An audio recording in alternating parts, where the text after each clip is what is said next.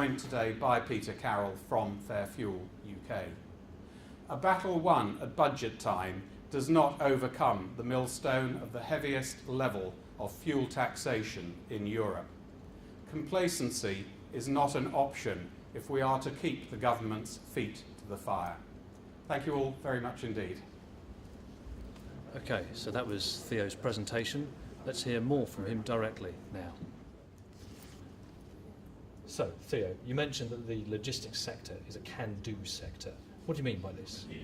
Well, I think whatever you throw at it and so on, our members and the sector in total and so on finds a way of keeping deliveries flowing. Whether it's snow, whether it's volcanic ash, whether it's other natural disasters or legislation and so on, operators, their prime desire in life is to make sure that they can service their customers, be they retailers, be they building sites, whatever it may be, promptly and in line with keeping their businesses going. And this is something the government really understands as well, that going back to the Eddington report, if you don't have a well invested in and working transport system and so on, then the UK economy grinds to a halt. And our members are engaged day in, day out in delivering the UK economy. Excellent, okay. A lot of your members run vans, and indeed there's more than 3 million vans on the road in the UK.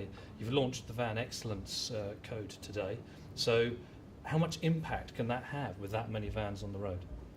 Well, this has been a sector of the industry that has been something of a Cinderella, but has grown very rapidly over recent years.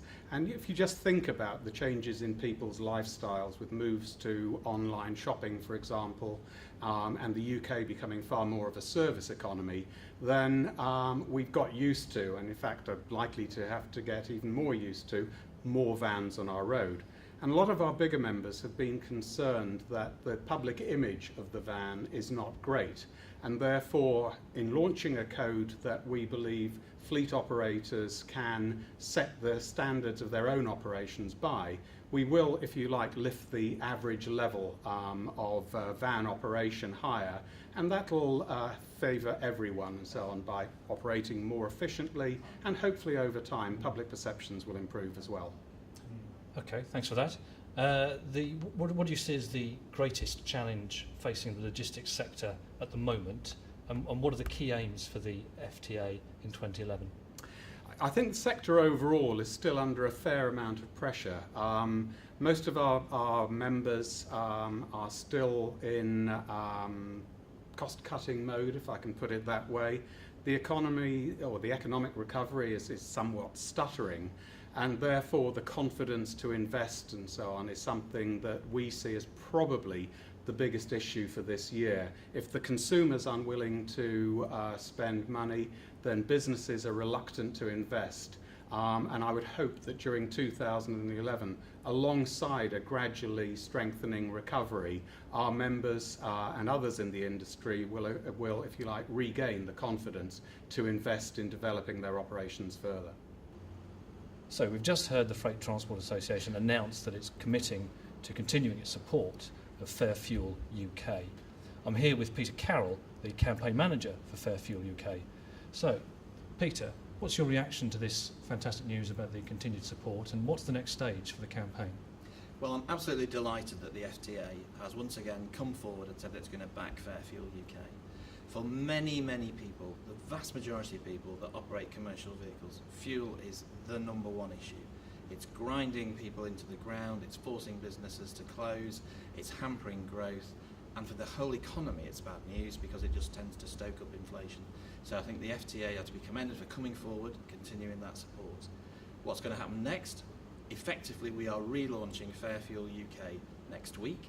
We are redefining our aims, and they're quite straightforward, very simple, and absolutely vital. The first thing is that we have to campaign to stop any future rise in fuel duty for whatever reason. Remember, in this budget, though we made great progress, we effectively just deferred the inflationary part of the rises, so you could be hit with 4p per litre in January. So the first aim of the campaign is to campaign against all future rises. The second, which is going to be harder, but that shouldn't put us off, it's a big ask, is this: why should we be paying between 24 and 25 pence per litre more in fuel duty in the UK than all the people in continental Europe.